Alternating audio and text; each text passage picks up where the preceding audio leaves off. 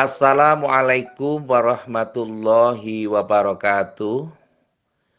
Bismillahirrahmanirrahim.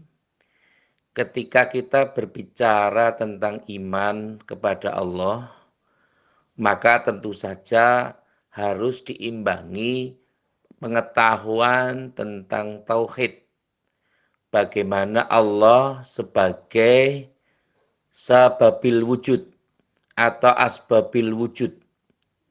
Karena ketika kita memahami bahwa Allah itu merupakan satu wujud, keberadaan Allah akan sangat menentukan bagaimana kepercayaan kita dengan Allah. Ketika dalam bahasa filsafat menyatakan bahwa Allah sebagai kausa prima, penyebab awal, mestinya harus dikondisikan bagaimana sebab-sebab itu akan muncul dan dari mana. Kalimat asbabul wujud merupakan satu konsep yang menunjukkan bahwa Allah itu tidak ada tandingan konsepnya. Allah tidak mengenal adanya derivasi yang lain. Maka Allah mengkondisikan, mengejawantahkan, mensifati kesempurnaan Allah, asma-asmanya dengan asmaul husna. 99 asma Allah subhanahu wa ta'ala.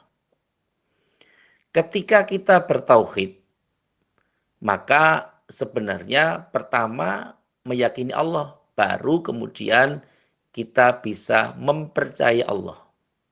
Nah, percaya itu harus diimbangi dengan ilmu. Maka ketika kita bisa memahami bagaimana sifat-sifat Allah, bagaimana wujud Allah, bagaimana af'al Allah, bagaimana zat Allah, maka itulah cerminan konsep beriman.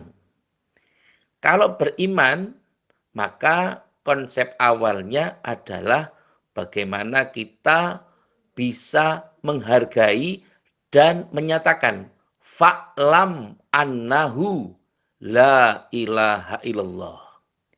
Untuk bisa mengatakan fa'lam, menyatakan, memahami, mempercayai, maka harus dengan ilmu. Dan ilmu itu membutuhkan perangkat belajar namanya tafakkur atau berpikir. Dan tafakkur membutuhkan penelaahan mendalam yang disebut dengan tadabbur. Ketika kita sudah merasa atau bisa melaksanakan tafakkur, melaksanakan tadabbur, maka itulah kita bisa mengkondisikan untuk mengucapkan istaghfiru rabbakum innahu kana ghafara. Kita bisa beristighfar kepada Allah subhanahu wa ta'ala. Jadi syarat mutlak untuk beristighfar, maka orang harus beriman. Untuk bisa beriman, orang harus bertauhid dulu. Bertauhid, setelah orang bertauhid, baru kemudian orang bisa mengucapkan astaghfirullahaladzim. Konsep ini sebenarnya sangat berantai dan harus dipahami sebagai sebuah kondisi. Karena ketika tauhid kita benar, maka semuanya akan benar. Tetapi ketika tauhid kita salah, maka pemahamannya otomatis akan salah. Mengapa demikian? Karena Allah subhanahu wa ta'ala telah memberikan rambu-rambunya kepada kita. Kita tidak boleh mensekutukan Allah.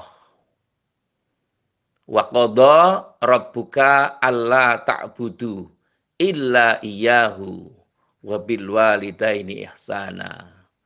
Itu adalah bagaimana konsep awalnya. Wa qadha rabbuka alla ta'budu illa huwa bil walidaini ihsana, itu merupakan satu kondisi bahwa kita harus berbuat baik pada Allah dan berbuat baik pada kedua orang tua. Ini satu konsep awal, dan Allah dengan orang tua memang tidak bisa dipisahkan. Maka kalimatnya adalah ketika kita taat kepada Allah, hendaklah kita harus taat kepada orang tua. Nah, untuk bisa beriman kepada Allah secara jelas, maka Allah memberikan teks atau memberikan kontekstualnya atau contoh konkretnya dengan menghadirkan Kanjeng Nabi Agung Muhammad Sallallahu Alaihi Wasallam sebagai contoh yang baik untuk manusia. Maka uswatun hasanah merupakan satu kondisi bahwa Kanjeng Nabi Muhammad Sallallahu Alaihi Wasallam merupakan contoh konkret bagaimana untuk mengesahkan Allah, bagaimana untuk bertauhid kepada Allah, bagaimana untuk mengesahkan Allah ini tentu tergolong dalam sifat-sifat Allah.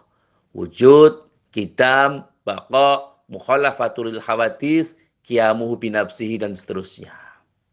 Sehingga ketika kita memahami ini, maka insya Allah perangkat sistemik keimanan kita akan lebih berkualitas.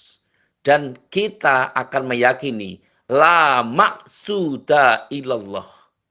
Tidak ada maksud tertinggi kecuali Allah. La ma'buda illallah. Tidak ada sembahan yang harus disembah kecuali Allah. Dan ini merupakan satu konkret supaya kita bisa mengakhiri kehidupan dengan la ilaha illallah.